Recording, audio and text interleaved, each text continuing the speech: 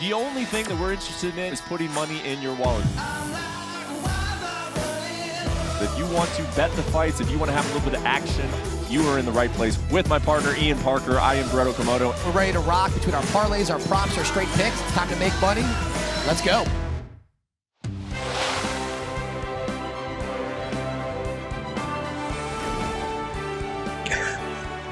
What's up, everybody? Happy holidays. Happy New Year coming up, 2023. I am Brett Okamoto, and to my right there is Ian Parker, my partner in crime for all things gambling of 2022. This was a new show that we started this year in 2022. I had a lot of fun doing it. I think Ian had a lot of fun doing it, and hopefully we put some money in your pockets. Ian, how are you doing, man? And how are you ringing in the new year here in a couple weeks? You know what? I'm good. I'm going to be with family back at home in New York, so that's going to be a good time. You know, but for me, man, we had a great year. Like you said, it was a lot of fun. I hope that the fans that tuned in really took a lot in from this, the education, the breakdowns, how to manage some of the bets, and how to sometimes go for those long shots at the appropriate time. But this was a fun year, and I'm looking forward to the next one. Absolutely, man. I've really enjoyed doing this show with you. And if you're a little bit surprised that we're having a show this week, no, there is no UFC to do some best bets on, which I am very sad about. Ian is very, very sad about. In fact, I'm going to be checking on him this Saturday just to make sure that he's all right, and still functioning there on Saturday without the UFC. It's going to be a little bit of a cold streak, but then we'll get right back into it at the beginning of 2023. So before we have a little bit of fun, look back on the year that was, talk a little bit about some stuff that we hit, some stuff that we regret. Let's take a look at the actual numbers behind the year on how we did. Ian, I'll let you go ahead and recap this with your best bets. The numbers are looking pretty good, I think. How do you feel about your picks this year? You know what? When you put all those numbers together, that's a lot of fights we bet on. That's a lot of fights. You know what? Look, with wins comes losses. You know, when you talk about some of these wins, there was a lot of fun underdogs. We got in there our best bets. There was a lot of fun props that we really hit on the nose.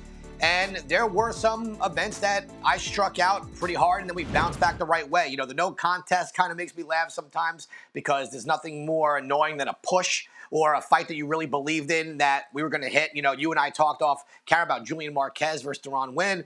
I'll tell everyone that I thought was going to be lock of the year. Unfortunately, that fell through.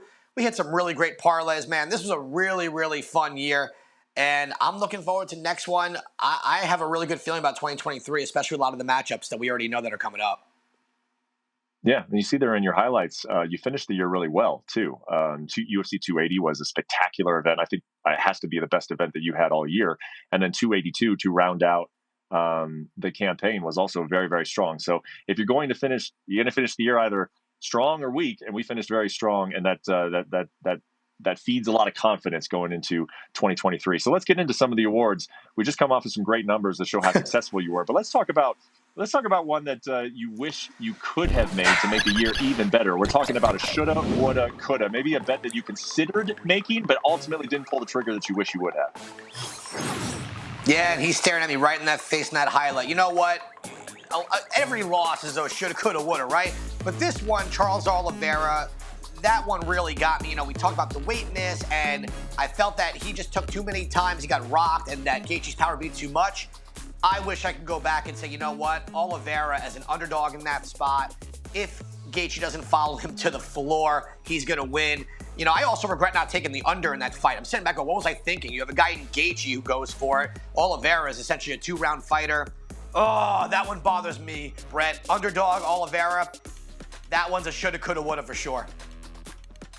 Well, hey, maybe this will sound like a backhanded compliment, but I think that there were some bets that you made that were absolutely more regrettable than not making this one. Because even if when I look back and knowing what we know, that was still a tough matchup. That should have been a tough stylistic matchup for Charles Oliveira. I mean, everything that we talked about, from the fact that I get it that Justin, once he goes to the floor, he has shown that you can get him out of there with some submissions, but his defensive wrestling is solid. The leg kicks we thought were going to be a problem with the forward style of Charles Oliveira. I think Charles Oliveira went in there and cracked him in the opening 10 seconds. Without that, I mean, these two fight again. I'm not so sure that the line would be all that different. Are you? I just think that Charles Oliveira, he was just in a magic place at that point in his career. He went in and cracked him in the opening round. You've heard Justin talk about that fight since, that he was never really the same. Even like within 5 seconds, 10 seconds of the fight, he was basically on autopilot. I mean, I don't think that was really your fault. No, you know what? Well, of course it wasn't my fault. It was Justin Gaethje's fault. That's whose fault it was. No, you know what?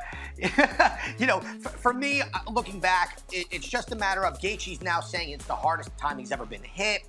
It's just Justin is a guy that comes forward and relies so much on his chin. If we were to go back and see a rematch, the question is just who goes what from where. Oliveira coming off the fight against Islam, Justin, we got to see who he fights next. I'm very curious to see how he bounces back in his career.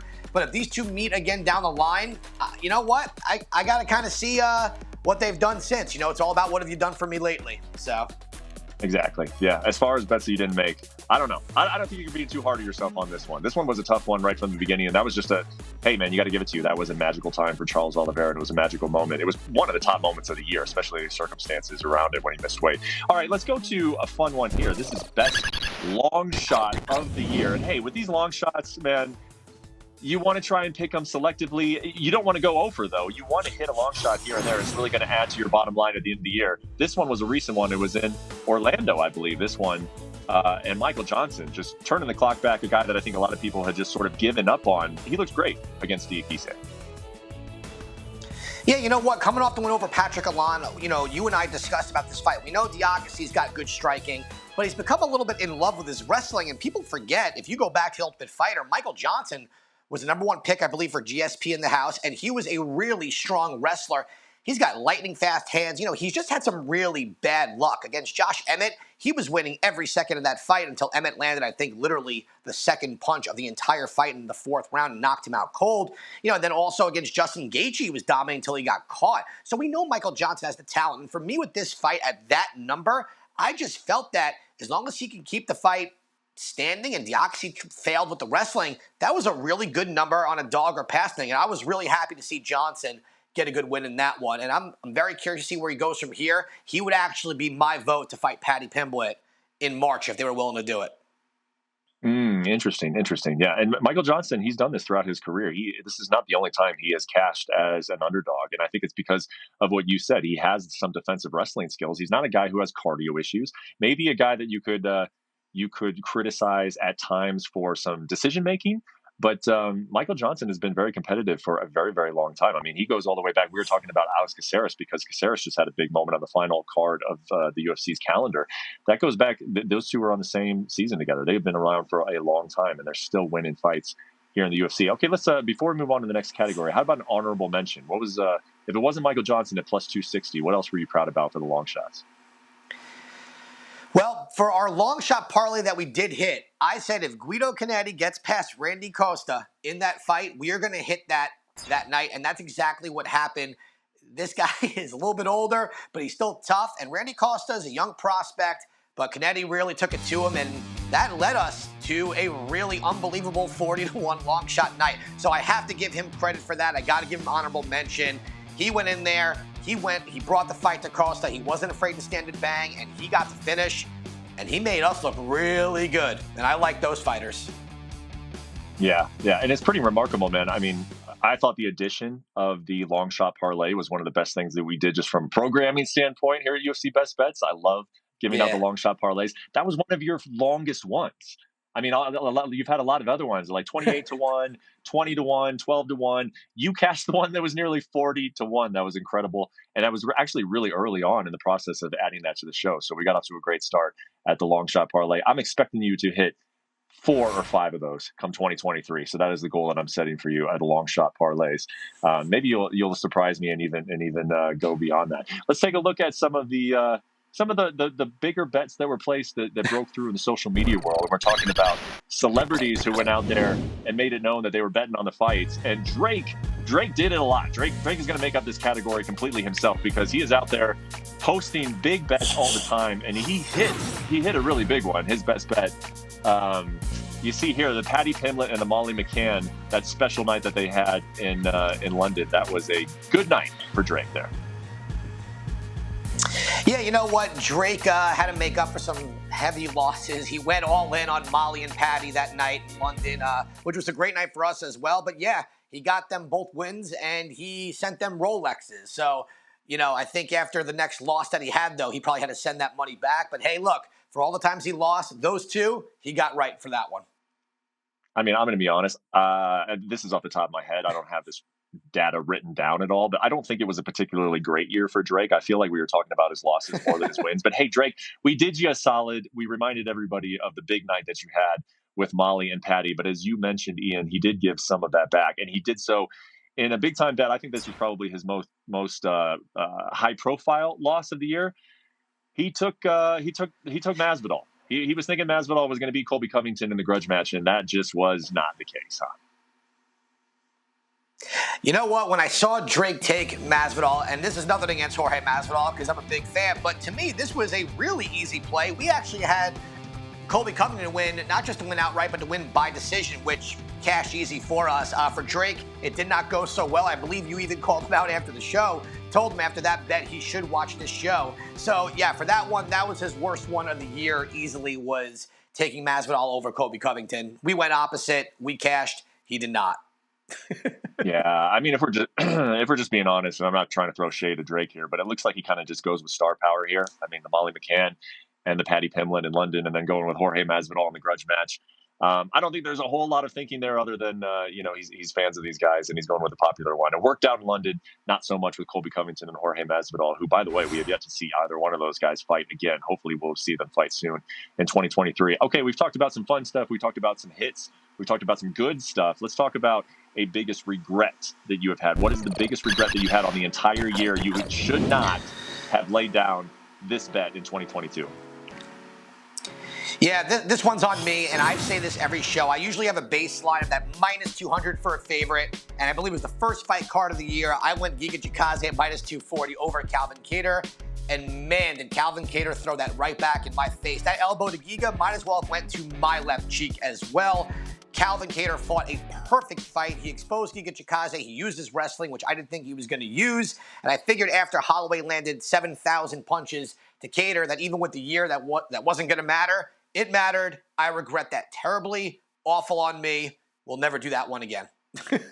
Yeah, man. I mean, sometimes you're unlucky. Sometimes there's some type of circumstance going into the fight where maybe a guy's nursing an injury. Of course, we didn't know about it. Maybe you get bad judging on circumstances. Sometimes you're just flat out wrong, and we were wrong about the Chikadze Calvin Kattar. But look, Calvin Kattar has another one of those guys who's been a surprise occasionally throughout his career. He is cashed as an underdog, and he looked fantastic in that fight. We'll see what happens with Calvin Kattar. We'll see what happens with Giga Chikadze as well, because I still think that we're high on Giga Chikadze, but in no way should he have been a minus 240 favorite over Calvin Kattar in a 5-round main event. All right, let's talk about some of the ones that maybe we were unlucky on, Ian, and that is when we thought, hey, we're on the right side here, and for whatever reason, those tickets did not cash. What were the bad beats of the year? Yeah, when you look at bad beats, you can look at it two different ways. You can look at it with judging, and then you can look at it with, man, this just really sucks. So let's start off May 21st. Holly Holm versus Ketlin Vieira. We had Holm by decision, minus 120.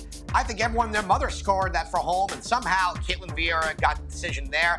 That one really hurt. The one that really hurt the most to me over the year was Eric Anders. We had him at plus 175, and Park got the split decision win when we clearly scored 2 rounds for Eric Anders. This just goes back to the awful judging that plagued the entire year of the MMA. And then RDA versus Rafael Fiziev. We had over 4.5 rounds. RDA, I don't think it really has ever been finished, maybe once or twice in his career. We get to that 5th round, and Fiziev finishes RDA with 18 seconds left. And then, into the 5th round. But this one flew under the radar as a loss for us, but not in my brain, Brett. This one still gives me nightmares. Johnny Walker versus Ion Cutelaba to start round 2.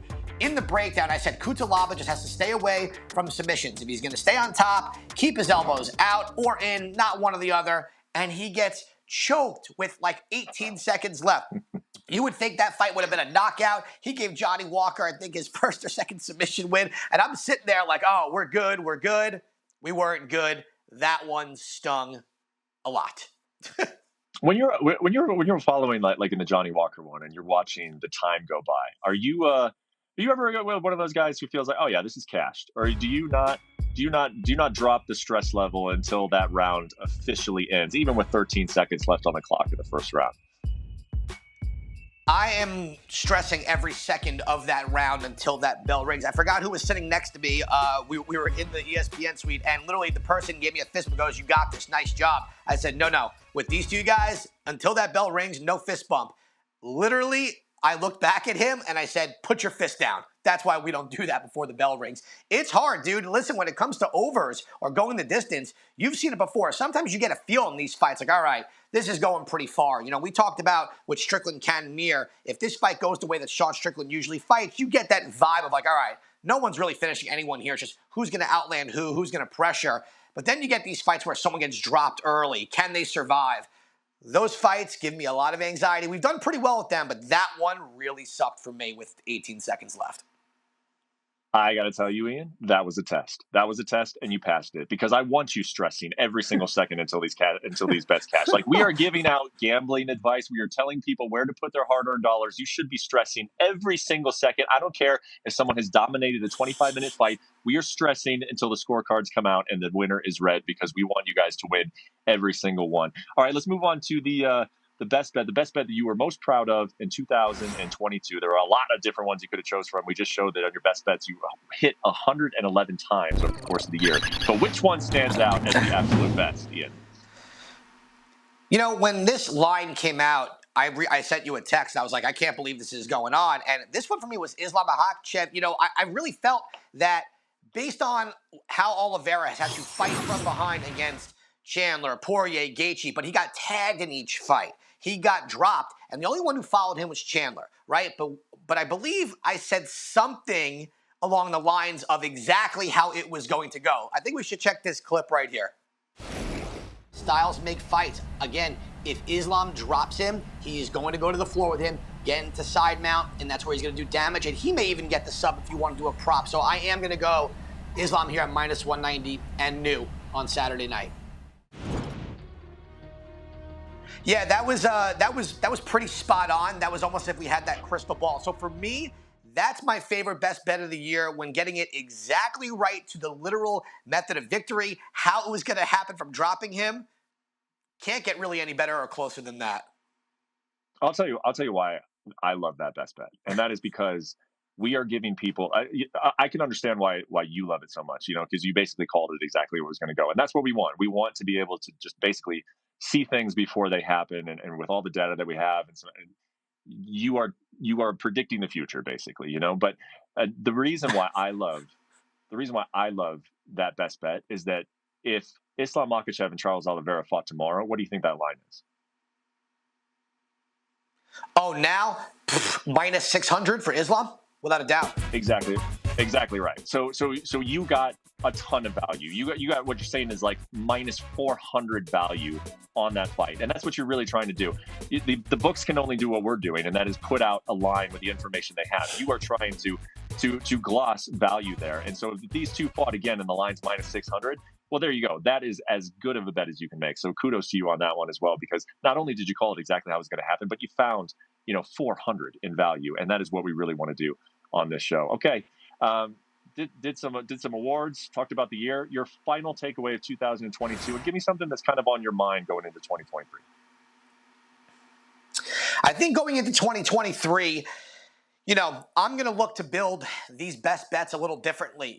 We talk about value. We talk about, a lot of people want to stick to the main card. I just want to throw out there, when it comes to really placing these bets, look everywhere. Don't just go by name of the fighter. We look for the value. We look for the mismatch, the matchups, everything you can think of. And I am going to do my absolute best to continue this streak, be more consistent. I don't want to have any back-to-back losing cards. My goal, I love that long shot goal of 5 of them. The one thing I will tell you guys, and I preach this all the time, so please, if you're betting other sports as well, although this is the best sport to bet on, I think Brett and I have proved that this year. We're going to prove it again in 2023. If you take a long shot parlay and you get to the final leg, hedge or cash out, because the odds of what you just won is bigger than most parlays anyway. So thank you guys for tuning in. The support has been tremendous. We're going to keep it going, and we're going to do better next year.